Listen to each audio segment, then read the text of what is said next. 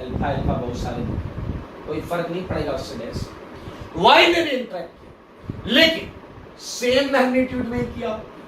अरे भाई साहब देखो देखो, सेम मैग्नीट्यूड में किया, उसने भी थीटा उसने भी थीटा। क्या आप ये देख रहे हो, इस केस में भी एक्स और वाई सेम है, एक्स और वाई दो नहीं है एक है, लेकिन वो ऑप्टिकल आइसोमेरिज्म शो करे। ये मजेदार बात है, ध्यान से कंक्लूड कर रहा हूं। केस 2 का ये मैंने लिया। In this case x, in this case क्या क्या होगा, x equal to y, x is showing optical isomerism, x is showing optical isomerism, and अगला point, x is optically inactive, x is optically inactive। मेरे भाई देखो, ये तो clear है, x and y, ये तो ऑप्टिकल कर ही नहीं रहे और inactive he, not showing optical isomerism and optically inactive. क्या ये लिखने का लॉजिक ही नहीं है, जब वो ऑप्टिकल शो ही नहीं कर रहा, ऑप्टिकली इनएक्टिव। आज दुनिया में कोई ऑप्टिकल नहीं शो कर रहा है तो ऑप्टिकली इनएक्टिव रहेगा ना भाई, सो ही नहीं कर रहा ऑप्टिकल, कोई हाल लो नहीं हो रहा है। तो मेरे भाई दूसरा केस समझ में आया, x rotates PPL in clockwise direction। अरे भाई सब ये लाइन अलग थी क्या, एंड y rotates, चलो ये लाइन अलग रख लेते हैं। एक केस और है और अब वो आपको समझ में आ चुका है, एक केस और है और वो अब आपको समझ में आ चुका है, समझो सारे।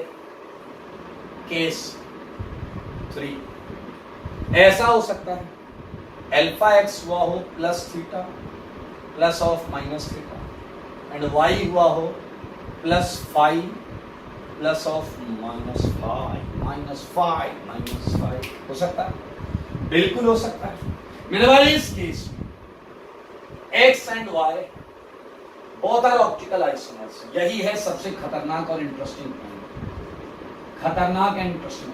दे आर शोइंग डिफरेंट इंटरेक्शन। इसके एक पार्ट ने प्लस थीटा और माइनस थीटा किया, बट उसने plus 5 and minus 5, it's a different interaction.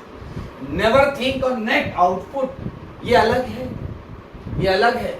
एक बच्चे ने प्लस 50 किया पेपर में और माइनस 50 किया, उसके आए 0। दूसरे बच्चे ने क्या किया, प्लस 5 किया एंड माइनस 5 किया, उससे बाकी पेपर नहीं हिला। मेरे भाई एक बच्चा है प्लस 5 माइनस 5, 0 पेपर में लाया है, प्लस 50 माइनस 5, अलग अलग है यार, क्या करें, दोनों का पोटेंशियल अलग अलग टैलेंटेड है भाई। देखो x and y both are optical isomers, दोनों अलग है, डिफरेंट है। ये तो दुनिया की कोई ताकत, एक्स एंड वाई लिख देता हूँ, बोथ आर डिफरेंट। पता नहीं क्यों लिखना तो नहीं चाहिए, लेकिन तुम लोगों का ख्याल आता डिफरेंट। क्या बोथ आर ऑप्टिकली इनएक्टिव, मानते हो या नहीं? दोनों ऑप्टिकली इनएक्टिव, दोनों ऑप्टिकली इनएक्टिव। मेरे भाई ये लास्ट वाला केस थोड़ा मजेदार था, एंड आई होप आपने इन केसेस को समझा है, सीखा है। ओके, मूविंग अहेड, मेरे सामने और आपके सामने 2 क्वेश्चंस हैं। जैसा कि मैंने आपको पिछली क्लास में जाते जाते बताया था, आप किसी कंपाउंड को देखकर 2 चीजें कभी जीवन में नहीं बता पाओगे। पहला, कि वो किस डायरेक्शन में लाइट घुमा रहा है, ठीक है। दूसरा, वो किस मैग्नीट्यूड से लाइट घुमा रहा है, देख के नहीं बता सकते, ठीक है। आप कंपाउंड को देखकर बता क्या सकते हैं कि ये लाइट घुमा रहा है, means acting, like this like this like this like this, या नहीं घुमा रहा, नेट ये लाइट घुमा रहा है या नहीं घुमा रहा है, यानी कि optically active and optically inactive, ये आप देख के बता सकते, कल्ला ऐसे ऐसे ऐसे बता सकते। तो चले, मैं आपको ये हटा के उन्हीं कंडीशंस के बारे में बताने जा रहा हूं। How can we identify optically active compound? बोले तो अल्फा ऑब्जर्व्ड नॉन जीरो, ठीक है। उसके लिए मैं ये हटाऊंगा, ये हटाऊंगा।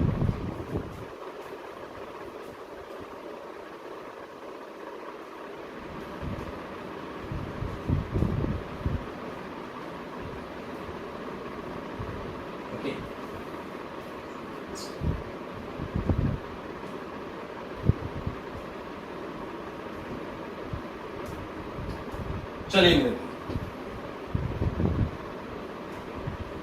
आप सिमेट्री सारी कर चुके हैं, आप एसिमेट्रिक कंपाउंड, डिससिमेट्रिक कंपाउंड कर चुके हैं, तो मैं बहुत क्लियरली यहां चीजों को लिखना चाहता हूं।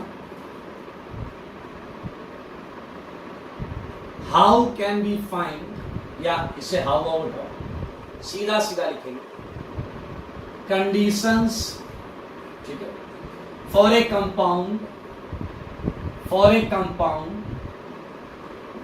To be optically active. मेरे भाई सारे लोग अपनी बुद्धि में रखें, ऑप्टिकली एक्टिव मतलब नेट रोटेशन आना चाहिए, नेट रोटेशन आना चाहिए। चलो मैं आपको कुछ बताऊंगा, कंडीशन आप खुद निकाल देना, कंडीशन आप खुद निकाल देना। देखो इसका ही मतलब होता है, इसका ही मतलब है अल्फा ऑब्जॉर्ब नॉन जीरो, इसका ही मतलब होता है alpha absorb non zero optically active. इसका ही मतलब होता है कायरल कंपाउंड, इसका ही मतलब होता है कायरल कंपाउंड। देखते रहना, इससे बेहतरीन चीज मिलेगी ना। इसका ही मतलब होता है, अभी ना दिल खुश रहेगा, एसिमेट्रिक कंपाउंड, कंडीशन खुद बनाना, एसिमेट्रिक कंपाउंड। इसका ही मतलब होता है डिससिमेट्रिक कंपाउंड। मेरे भाई इसका ही मतलब होता है रिसोल्वेबल कंपाउंड। मेरे भाई ऑप्टिकली एक्टिव, ये कितने नाम तो बहुत सारे। आप इन सारी चीजों में तीन चीजों को बेहतर तरीके से समझते हैं। एक, लेकिन ये तो मैंने आपको बोला था आप नहीं देख पाएंगे कि किधर घुमा रहा है और कितने मैग्नीट्यूड से घुमा रहा है। आई, क्या आपको इन दोनों के बारे में भी पता है? हाँ, एसिमेट्रिक के बारे में भी पता, डिससिमेट्रिक के बारे में भी पता, ये तो ठीक है। इससे की कंडीशंस पता है। ये कह रहा है सारी गायब, ये कह रहा है तीन गायब। तो मेरे भाई कौन सा फैक्टर कॉमन है इन दोनों में? कौन सा फैक्टर कॉमन है इन दोनों में?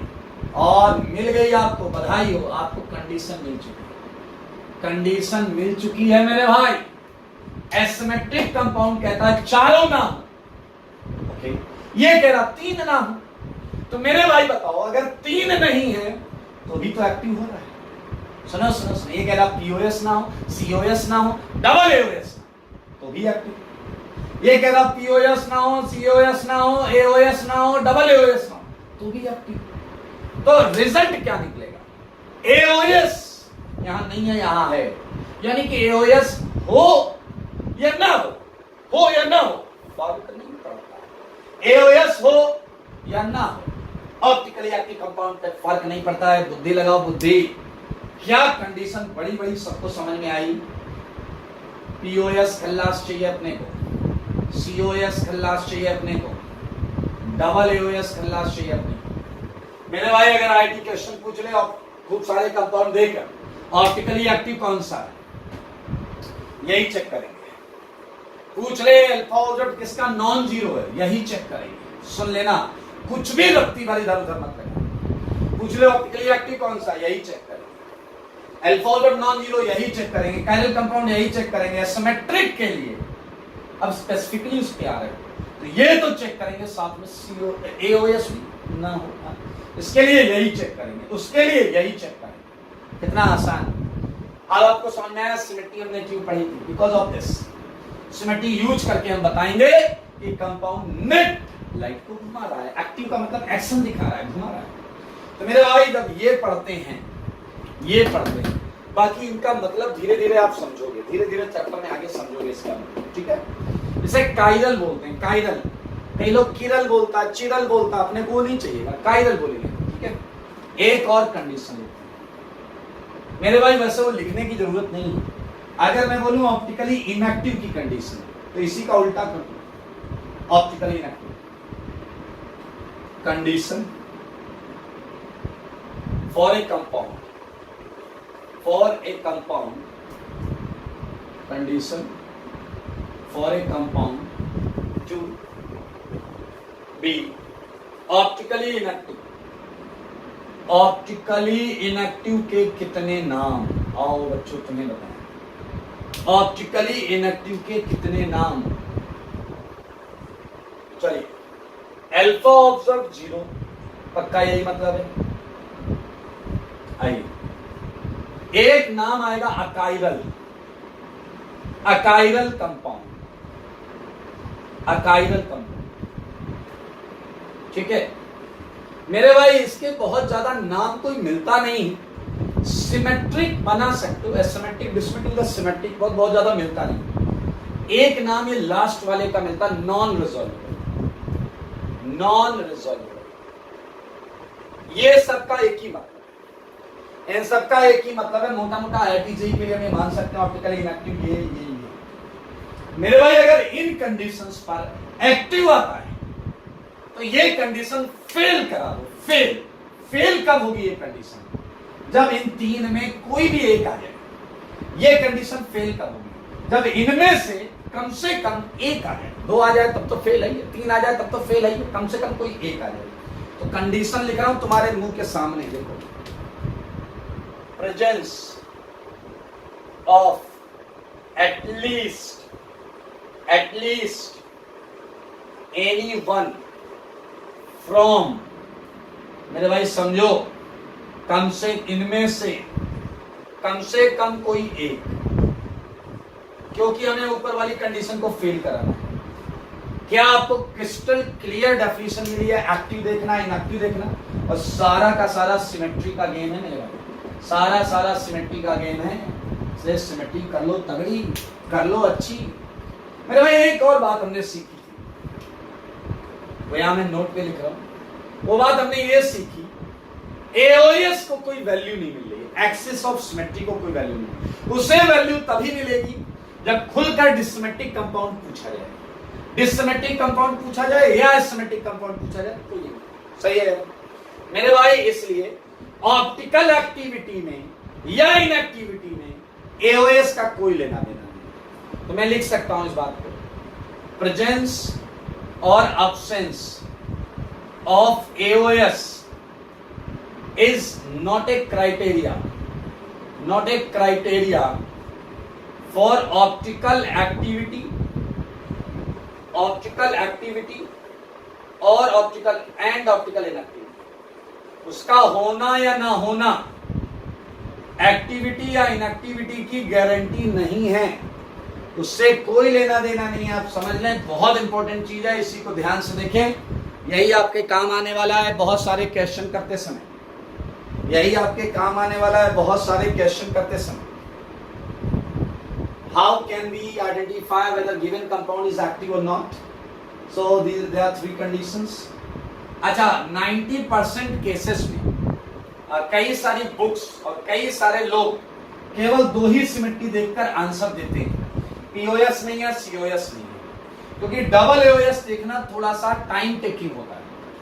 आज तक आईआईटी जेईई में जितने क्वेश्चन आए उसमें ये 2 सिमेट्री देखकर आंसर देने से आंसर सही आया है, लेकिन ये फुल प्रूफ नहीं है, इससे गलती हो सकती है। तो मेरे भाई ये हो गया कंडीशन। और अब हम बढ़ेंगे आगे, और अपना अगला जो सेगमेंट है वो है अगली क्लास में पढ़ेंगे एसिमेट्रिक सेंटर। क्या है? Asymmetric centre. बहुत मजेदार टॉपिक है, तो अगली क्लास के लिए तैयार रहेंगे। वहीं पर क्वेश्चन है हमारे 33 से 50, वो करके आइएगा। एंड मेरे भाई आपको डीपीपी और सीट का क्वेश्चन आपके रिलेटेड ग्रुप पर मिलेगा, और जिस दिन आपको होमवर्क रिलेटेड ग्रुप पर मिलेगा उसके अगले दिन उसका सॉल्यूशन अपलोड हो जाएगा। मैं क्लास में आपके कॉपी के क्वेश्चन सारे डिस्कस करूंगा, ठीक है। आज के लिए तब तक ध्यान से पढ़ते रहे, बहुत इंपॉर्टेंट चैप्टर है, मैंने पिछली क्लास में बोला था। तब तक स्वस्थ रहें, मस्त रहें, पढ़ाई में व्यस्त रहें।